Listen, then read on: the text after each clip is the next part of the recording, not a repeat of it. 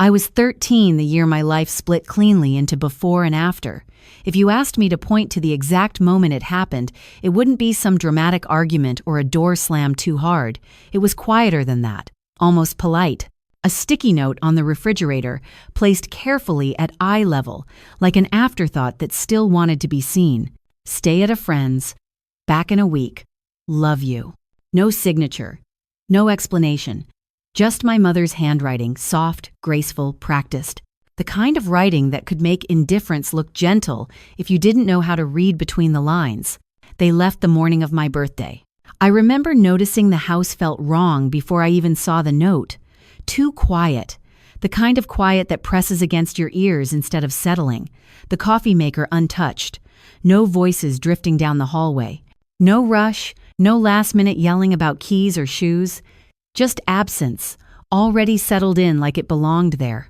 I stood in the kitchen longer than I should have, staring at the fridge, waiting for the meaning to rearrange itself into something that made sense. A week wasn't long, I told myself. People went on trips all the time. Parents didn't just leave their kid behind. Not like this. Not without a conversation. Not without a backup plan that involved more than a sentence and a piece of paper. My phone buzzed. A photo from my older sister, Jasmine. Pink suitcase. Airport floor. A bright smile angled just right for the camera. Family time. The caption read, with a heart emoji like punctuation. Minutes later, my younger sister Lily followed up with a picture of palm trees and sunlit glass, palm emojis stacked like celebration confetti. I waited for my name to appear. A tag. A mention. Anything that acknowledged I existed in the same universe as their happiness. It never came.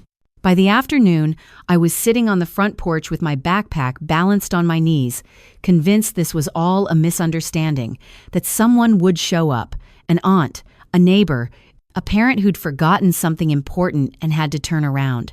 I practiced my explanation in my head, the one where this all became a funny story later. Remember that time you almost forgot me? No one came. The sun slid lower. Streetlights flickered on one by one. A dog barked from across the street, sharp and territorial, like I didn't belong on my own front steps anymore. That was the first time the thought crept in small, unwelcome but persistent. Maybe this wasn't an accident. That night, I warmed a frozen burrito I didn't even like and ate it standing at the counter. I pretended the microwave's buzz counted as conversation. I told myself I was being dramatic. I told myself this would all be sorted out by morning. By the second day, I was still insisting it was a mistake. By the fourth, the silence had settled into something heavier.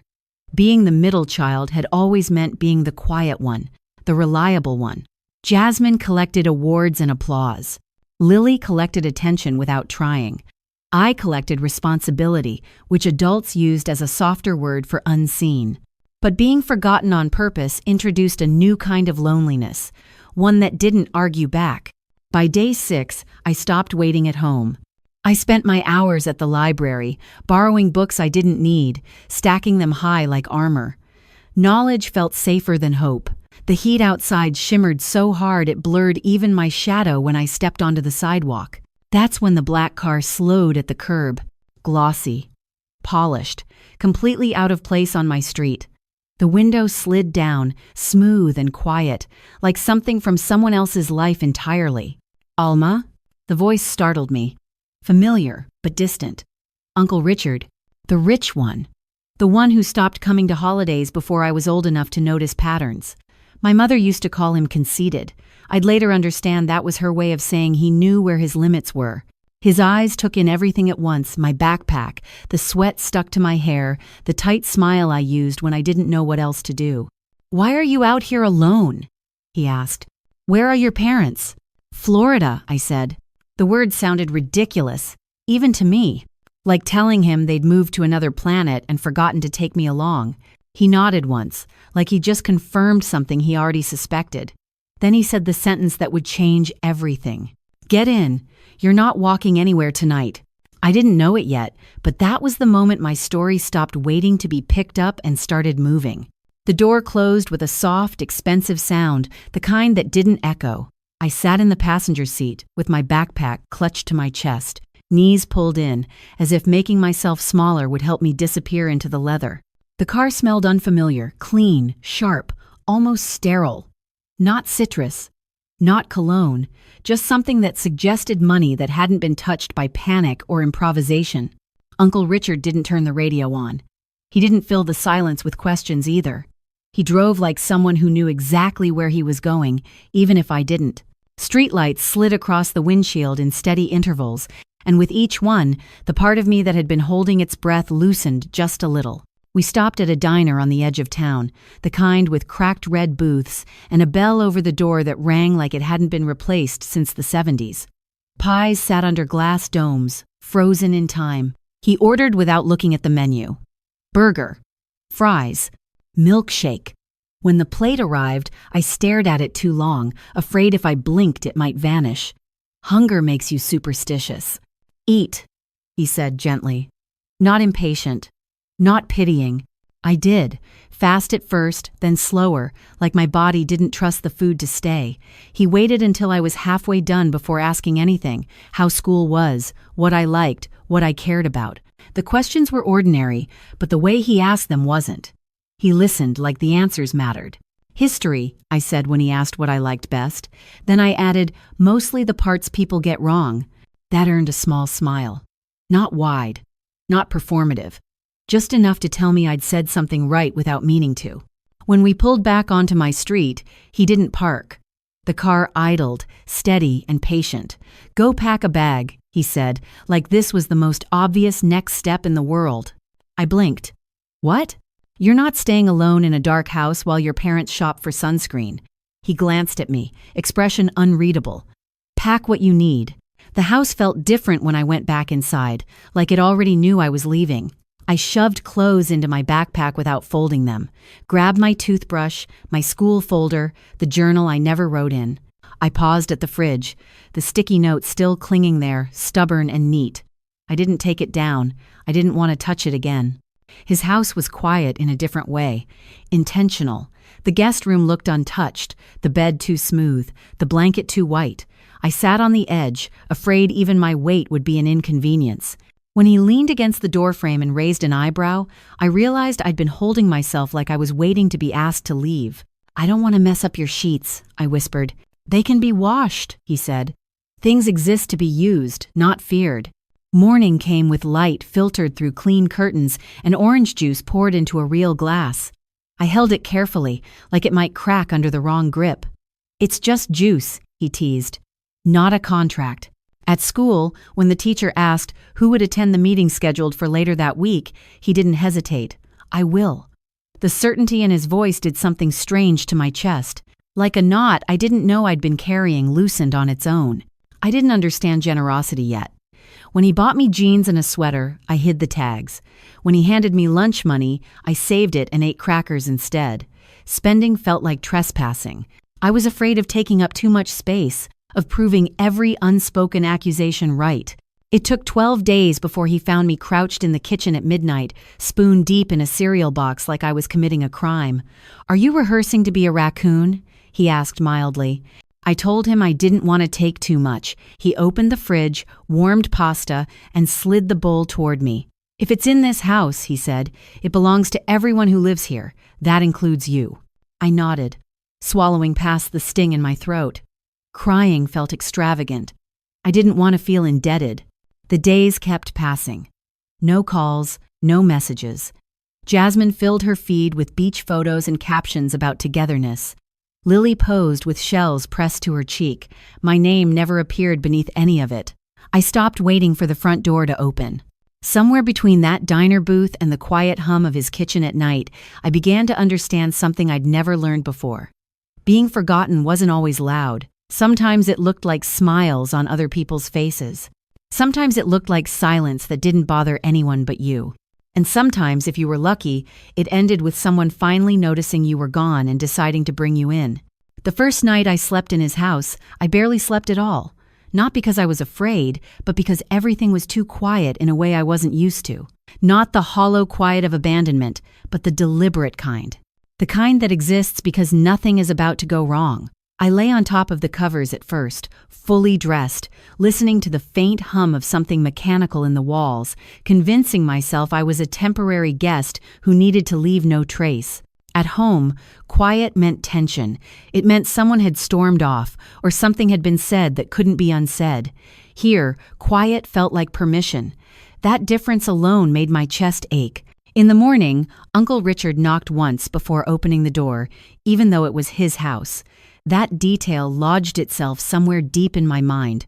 Respect, I would later learn, often shows up quietly. He didn't ask if I'd slept well. He simply handed me a towel and told me the water took a minute to warm up. Not instructions. Information. Like he assumed I belonged there long enough to need it. Breakfast wasn't an event. No forced conversation. No cheerful performance.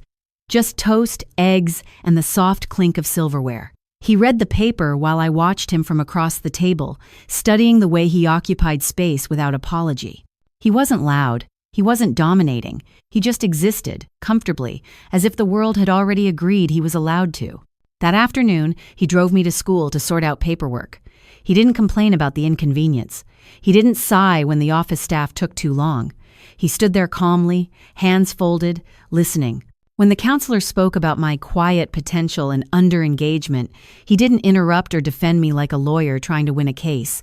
He wrote things down that somehow meant more. Afterward, instead of asking me how it felt, he took me to a store and bought a desk. Not flashy, just solid. Everyone needs a place to work, he said, like this was a basic truth.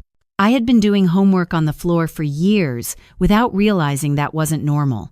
The days that followed began to form a rhythm. School, dinner, homework, silence that didn't hurt. He scheduled an eye exam after noticing I squinted at the TV. A dentist appointment when he realized I'd never had one outside of school screenings. A haircut. Ordinary things that quietly rearranged my understanding of what care looked like. He never announced what he was doing, never framed it as rescue. He treated it like maintenance, as if this was simply what you did when something mattered and you intended to keep it functioning. I kept waiting for the catch. I waited for him to bring up my parents, to ask when they were coming back, to suggest this was all temporary. He didn't. He didn't speculate. He didn't reassure me either. He let time pass without commentary, and somehow that steadiness felt safer than promises ever had. One evening, while I was washing dishes too carefully, he asked, "Do you feel like you're borrowing space here?" The question startled me because it landed too close to the truth. I shrugged, non-committal. He nodded, like he hadn't expected an answer yet. "You're not," he said simply. "Borrowing implies return." That night, I sat on the edge of the bed again, but this time I pulled the covers back and slid underneath them. The sheets were cool and clean. They didn't whisper weariness the way the ones at home had. I slept properly for the first time in days. It still didn't feel real. Not fully. I half expected the front door to open one morning and for my parents to step inside, annoyed, ready to reclaim me like an item left behind too long. But mornings kept arriving quietly, one after another, and no one came. Instead, Uncle Richard showed up. Every day. Not dramatically, just consistently. On the 12th night, he caught me in the kitchen again, this time standing frozen in front of the fridge, door open, unsure if I was allowed to choose anything.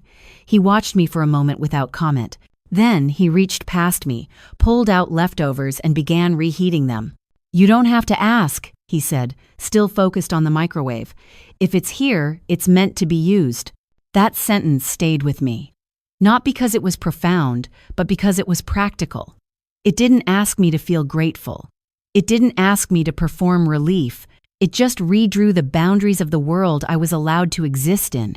Somewhere in those early days, between the desk, the quiet dinners, and the unspoken understanding, I stopped feeling like a problem someone was solving.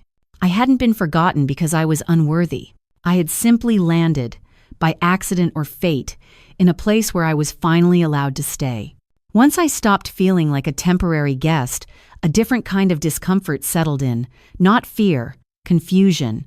I didn't know how to exist in a place where care didn't come with a ledger, where no one reminded me what things cost, where nothing was framed as a favor I'd someday need to repay.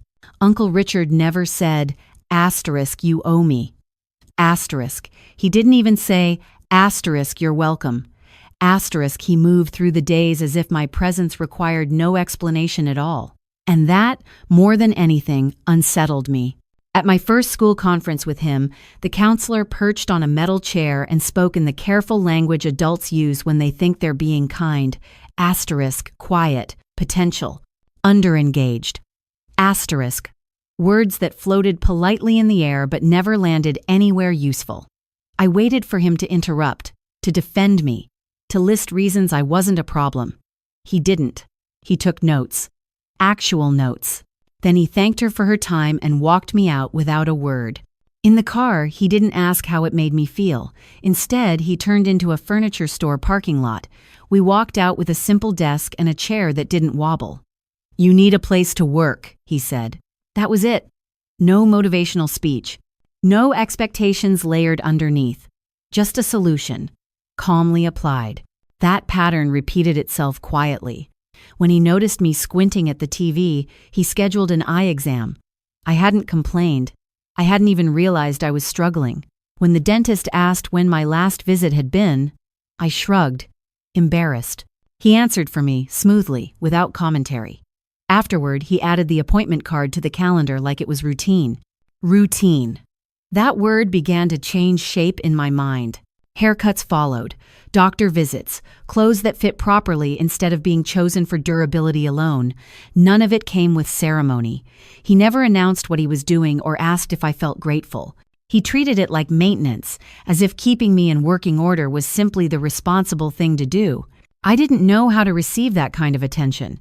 When he handed me lunch money, I saved it and ate crackers instead.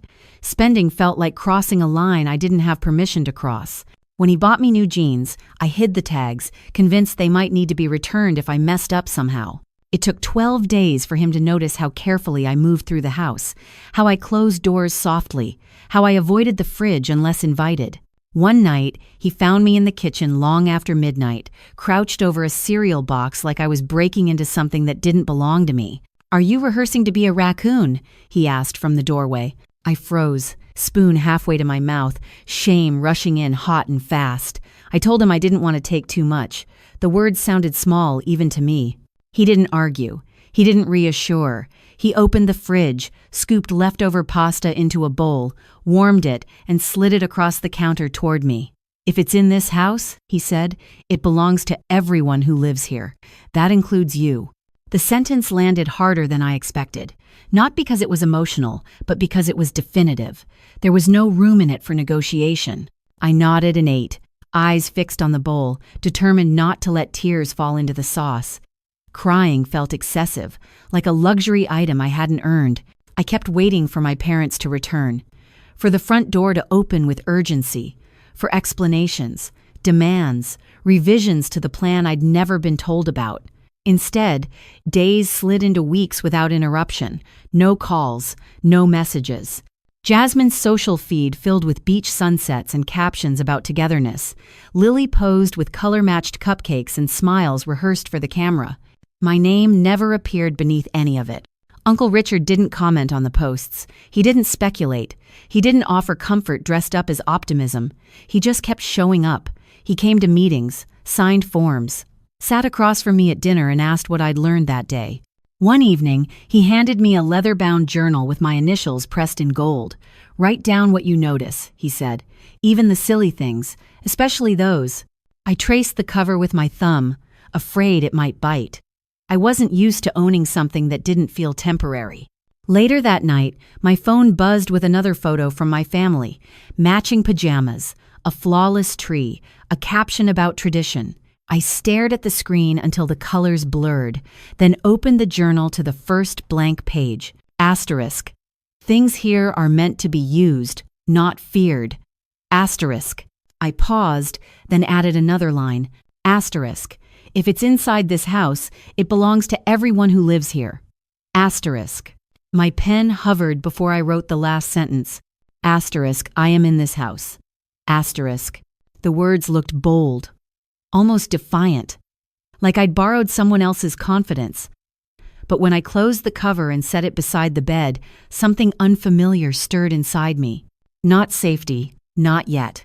But the beginning of it, the journal stayed on my nightstand after that, its leather cover catching the light every morning like it was waiting for something. I didn't fill it all at once. At first, I only wrote when the house was quiet enough to hear my own thoughts. Short sentences, observations, things that felt too small to say out loud. Over time, the pages began to thicken, not with confessions but with evidence, proof that I was paying attention, proof that I was still here. Uncle Richard noticed changes before I did. The way I carried myself, the way my shoulders curved inward, as if I were trying to fold out of the frame of the world. One morning, as I reached for a bowl in the cabinet, he tapped my shoulder lightly. "Stand tall," he said. "You're not punctuation." I frowned. "What? Periods end things," he said evenly. "You don't." Then he went back to his coffee like he hadn't just shifted something fundamental in me. At first, it sounded like a line from a motivational poster. I rolled my eyes when he wasn't looking, but he kept saying it. Quietly, consistently. Whenever I slouched at the table, whenever I folded my arms too tightly in public, "Stand tall," he'd remind me. "People believe you more when you look like you already believe yourself." So I tried. Awkwardly. I straightened my back in the hallway at school, feeling ridiculous. I lifted my chin when teachers spoke to me, even when my voice wanted to hide. It felt like pretending. But pretending, I learned, is a kind of practice. Teachers noticed. Not all at once, but enough to matter. I raised my hand once, then again. I spoke even when my heart beat too loudly in my ears. Uncle Richard bribed me into joining debate club with pizza, claiming it was cheaper than therapy. At my first competition, my voice wobbled so badly I could hear it shake. I argued that cats made better pets than dogs, of all things. When the judge announced I'd won, I scanned the room and found him in the back, arms crossed, smiling like he'd just watched a long-term investment pay off. At home, lessons continued without ceremony. When I asked for a new phone, he didn't say no. He asked how much I'd saved. I blinked. None. He nodded. Then you'll appreciate it twice as much once you've earned it. So I got a job bagging groceries. The work was dull and my arms ached, but when my first paycheck came, I held it like a passport. $73.16. Proof of effort, proof of value. Uncle Richard didn't take a cent. He drove me to the bank instead. Two-part rule, he said. Save half, spend half. That way you can enjoy today without robbing tomorrow. I rolled my eyes, because that's what you do when you're young and someone tells you something true. But later, I would realize that sentence became the spine of everything I built. Holidays shifted too. They used to feel like performances I hadn't auditioned for. At his house, they were quieter.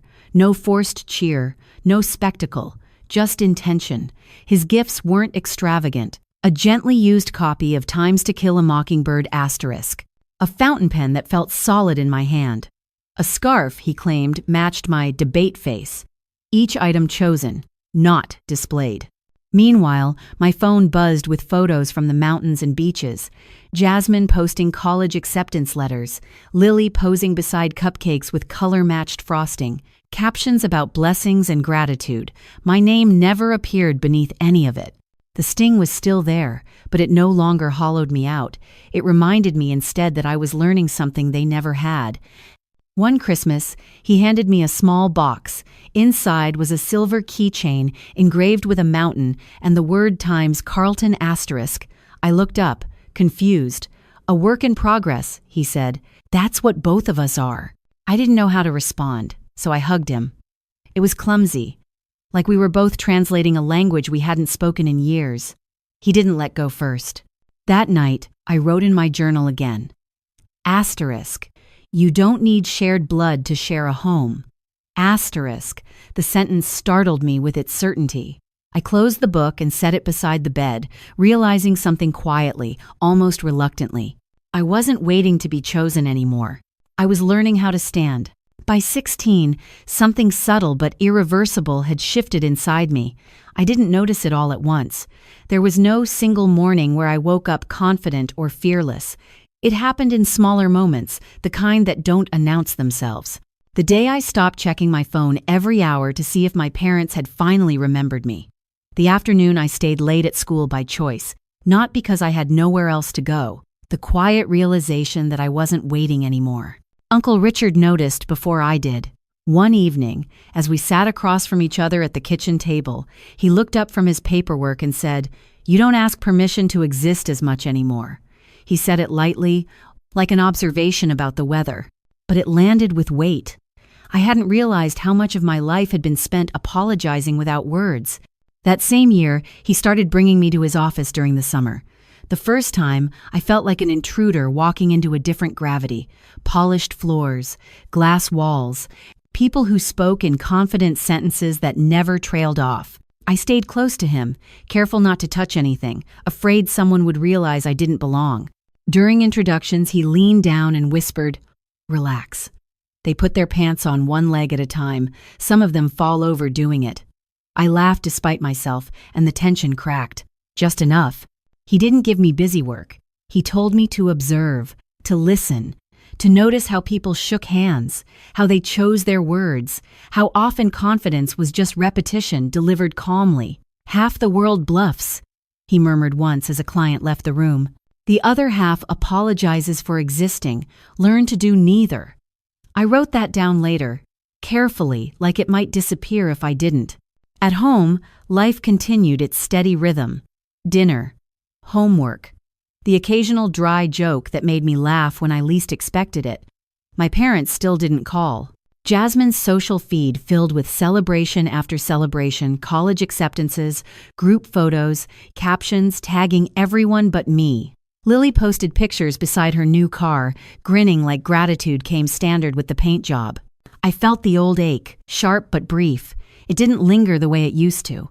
One evening, after scrolling too long, I muttered, "They don't even check in. Not a text, not even on my birthday."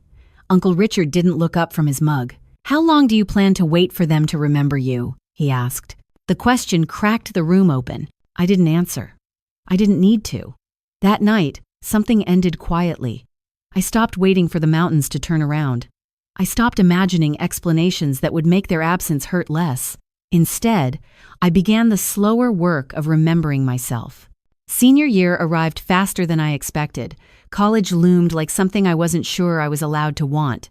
In my family, hope had always come with a warning label. Jasmine was the prodigy, Lily the favorite. I was expected to be realistic, which was shorthand for don't reach too far. Uncle Richard never told me to dream bigger. He just cleared the table one night and spread out spreadsheets, scholarship lists, and loan guides. "We do this properly," he said. "Scholarships first, grants second. My help fills the gaps, not the base." So I hunted. Relentlessly. I applied for scholarships I barely qualified for. One for left-handed students. I spent 2 weeks teaching myself to write with my left hand. Another for descendants of beekeepers. I wrote an essay about the sacred balance between humans and bees, even though my only real experience involved sprinting away from one in 3rd grade. Piece by piece, I stitched together a future. When the acceptance letter from Western Summit University arrived, he examined it like a deal he'd personally negotiated. "Congratulations," he said, voice steady, eyes bright. "Now go prove them right." Move-in day was chaos. Parents hauling boxes, balloons bobbing, tears everywhere. Mine didn't come. Not a call, not a message. Uncle Richard carried everything up 3 flights of stairs in the August heat, refusing to let me take the heavy boxes. "This counts as my annual workout," he joked. Before he left, he handed me a small envelope. Inside was a note in his neat block handwriting. Asterisk. "If you ever doubt you belong, check your reflection. You got here without them." Asterisk. I taped it inside my planner. That was the year I stopped building my life around absence. I was building something of my own now. College didn't feel like freedom the way people said it would. It felt like exposure, like every room I walked into could tell I hadn't grown up rehearsing confidence. I carried secondhand shoes and detergent-scented laundry while others arrived with monogrammed duffel bags and parents who hovered, crying in doorways. I kept my head down and reminded myself of the note taped inside my planner. Asterisk. You got here without them. Asterisk. Uncle Richard called every Sunday without fail. Sometimes he asked about classes. Sometimes he didn't ask anything at all. He'd just say, "Still alive?" and wait for me to answer. When I told him about surviving midterms on caffeine and stubbornness, he chuckled. "Good," he said. "Struggle keeps you sharp." His voice became a kind of gravity. Whenever I felt myself drifting into old habits, shrinking, apologizing, disappearing, I called him back in my mind and steadied myself. It was during my sophomore year that I met Ethan. We met volunteering at a community garden, which immediately told you something about both of us. He was actually planting things. I was pretending to know how a shovel worked and hoping no one noticed. He offered to show me, patient and unassuming, like it wasn't a performance. I rolled my eyes, mostly out of reflex, but I let him. We started talking after that. Slowly, carefully. Ethan didn't arrive with a rescue plan. He didn't ask me to explain myself. He listened. That alone felt radical. When we started dating months later, it didn't feel like a dramatic shift. It felt like alignment. He didn't try to save me, and that meant more than any grand gesture ever could. One night during finals, surrounded by half-finished notes and cold coffee, he asked, "Why do you double-check everything, even tiny stuff?" I hesitated, the old instinct to deflect rising fast. Then I told him the truth. Because for a long time, I was the mistake nobody fixed. He didn't rush to contradict me. He didn't offer a speech. He just took my hand and said, "Then let's make sure no one overlooks you again." The simplicity of it undid me. By junior year, a familiar pattern threatened to repeat itself. Ethan's ex, Sabrina, resurfaced. She was polished in a way that felt practiced, charming with an audience, generous with compliments that never quite landed where they were aimed. She started appearing at campus events again, smiling too brightly, always checking who was watching. At first, I told myself I was imagining things. Then one night she mentioned, casually, that Ethan had met her for coffee to help with a business plan. My chest tightened, that old reflex snapping back to life, being replaced, being forgotten, being left behind while everyone else moved on. When I asked Ethan about it, he told me the truth without hesitation. She'd reached out. He hadn't thought it was a big deal, and maybe it shouldn't have been. But the past doesn't ask permission before it resurfaces. That night, Uncle Richard's voice replayed in my head. Asterisk. Half the world bluffs. The other half apologizes for existing. Do neither. Asterisk. So I didn't accuse. I didn't plead. I didn't shrink. I told Ethan calmly, "Next time, let her find someone else's generosity." He nodded. No defensiveness. No excuses. That quiet acceptance told me more than any reassurance ever could. By senior year, things began to settle into place. Not perfectly, but honestly, I earned my degree in civil engineering, the art of building what endures, as Uncle Richard once described it. He sat in the front row at graduation, clapping louder than necessary, grinning like he'd personally designed the stage. Afterward, he handed me a modest silver pen. "Use this to sign the contracts you'll be proud of," he said. I laughed and told him it wasn't my autograph. He shook his head. "Build first, brag later." That night, while others celebrated, I stayed in my dorm room and reread the journal he'd given me when I was 13. The pages were full now. Lessons, small victories, quiet gratitude. One line stood out, written years earlier, simple and unmovable. Asterisk. "If it's in this house, it belongs to everyone who lives here." Asterisk. That house wasn't a structure anymore. It was my life. And for the first time, love, real love, didn't feel like something I had to earn or chase. It felt like something that met me where I stood, steady and unafraid to stay. After graduation, life settled into something that felt almost ordinary. I joined a small engineering firm that didn't impress anyone at parties but paid on time and valued quiet competence. Ethan found work in the same city. We learned each other's rhythms, the way he hummed when concentrating, the way I double-checked door locks before bed. For the first time, the future didn't feel like something I was bracing for. It felt like something I was walking toward. Every Friday, Uncle Richard and I met for dinner. It was our standing appointment, as reliable as gravity. He'd lift his glass and tease, "Look at you, Miss Mountain," scaling the ladder without tripping. I'd laugh and tell him to give it time. He always did. What I didn't want to notice were the small changes, the way he canceled a dinner here and there, blaming work in a tone I'd never heard him use before. The way his jokes came a half-second late, like they'd taken a longer route to reach his mouth. I told myself it was age. Everyone slowed down eventually. I told myself not to analyze. Then one evening, I stopped by without calling. I found him asleep in his armchair at 8, the television murmuring an infomercial to no one. When I touched his shoulder, he startled awake, forcing a smile that arrived too quickly. "Long day," he said. "Guess I blinked too long." The signs multiplied after that. Prescription bottles lined the counter. His hand trembled slightly when he poured coffee. He told the same story twice in one evening and laughed as if it were charming. I noticed. He noticed me noticing. And together, we entered a quiet pact of denial. He still checked in on me, still asked about work, still offered advice in that steady, understated way of his. Once, after I vented about a difficult client, he said, "Jobs replace you in a week. People won't if you choose the right ones." The line lodged itself deep. I didn't realize then it was his way of preparing me for a world where he might not be there to say it again. Months passed. My footing felt firm. My career gained momentum. Ethan and I talked about the future without flinching. But every time Richard brushed off a cough or waved away concern, the steadiness cracked just a little more. Then the call came. A Tuesday. Ordinary in every way except the way it split my day cleanly in two, a shaking voice on the line. "Miss Mountain, this is Grace from Mr. Carlton's office. He collapsed during a meeting. They've taken him to Street Luke's." The drive blurred into red lights and noise. When I reached his room, he looked impossibly small against all that white. Still, when he saw me, he managed that crooked grin.